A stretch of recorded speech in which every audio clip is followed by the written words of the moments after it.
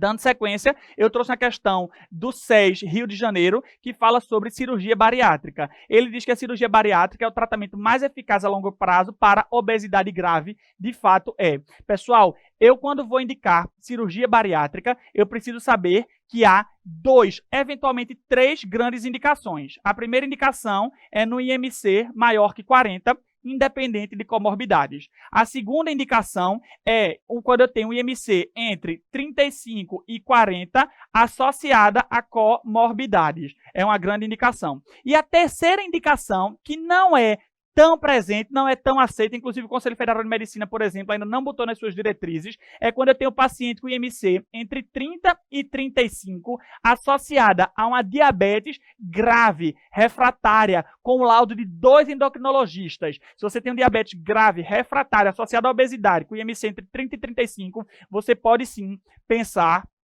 em fazer gastroplastia. Entretanto, nem todas as fontes aceitam isso ainda, tá? Quando a gente fala de cirurgia bariátrica, eu preciso saber que existem 2 grupos de técnicas. Eu vou ter técnicas restritivas e eu vou ter técnicas mistas. Eventualmente, a prova pode cobrar para você técnicas puramente desabsortivas, mas essas técnicas caíram em desuso. Então, a prova pode estar ali, mas normalmente não vai ser a resposta. Das técnicas restritivas clássicas, a que eu tenho para te apresentar é o sleeve gástrico. E das técnicas mistas, a mais comum que eu tenho é o Y de Roux, é a cirurgia de FOB Capella. E aí, como é o sleeve? O sleeve ela é uma técnica puramente restritiva, ou seja, ela diminui o reservatório gástrico. O que é que a gente faz? A gente faz aqui, ó, entra e tira toda essa região do estômago do paciente. Ou seja, você faz um novo tubo gástrico e aquele tubo ele é muito pequeno. O paciente não consegue comer muito. Fora isso, vou te dar uma dica. A gente tem um hormônio orexígeno no corpo da gente, ou seja, um hormônio que dá fome, chamado de grelina. Esse hormônio é produzido na região aqui, ó, dessa área mais alta, nas regiões mais altas ali do corpo, do fundo gástrico. Ou seja, se eu tiro o fundo gástrico produtor de grelina, o paciente ele vai ter mais saciedade, ele não vai ter tanta fome.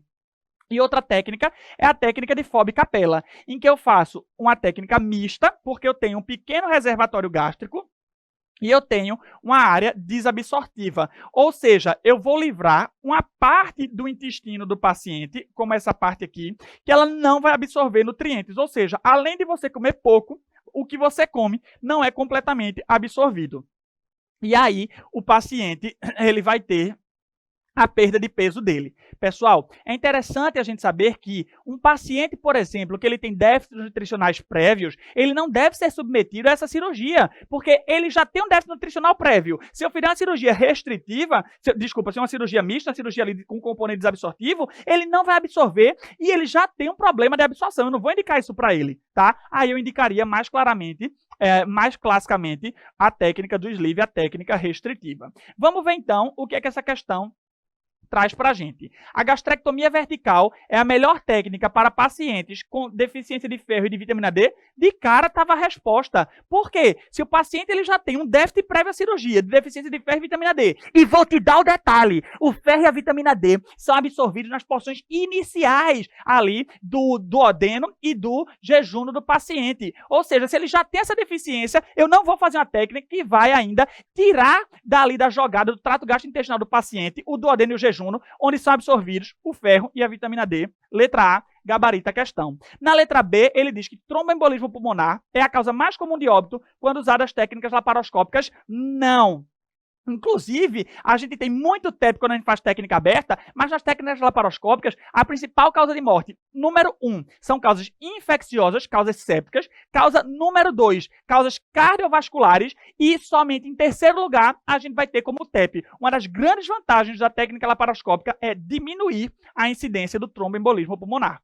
O bypass gástrico, ou seja, a cirurgia Y de Roux, tem menos complicações que a gastrectomia vertical no caso de pacientes com IMC maior que 60. Pessoal, em pacientes que têm IMC muito grande, que são pacientes super obesos, super obesos, a gente deve dar preferência à gastrectomia em manga. Eventualmente, a gente faz a gastrectomia em manga, a gente faz o sleeve, o paciente perde peso e depois a gente indica uma técnica mista. E no segundo tempo, a gente faz ali o Y de Roux, tá? Mas dizer que ele tem menos complicações que o sleeve, não, ele tem mais complicações. E na letra D, derivação biliopancreática, técnicas desabsortivas, é a técnica de escolha para pacientes que terão dificuldade em fazer acompanhamento depois da cirurgia. Não, se ele vai fazer derivação biliopancreática, se ele vai fazer uma técnica desabsortiva, eu tenho que ter aquele paciente aqui do meu lado, porque ele vai fazer muito distúrbio nutricional, eu preciso sempre acompanhar ele e fazer as reposições nutricionais que ele está precisando. Melhor resposta para essa questão, de fato, estava na afirmativa A, questão muito boa.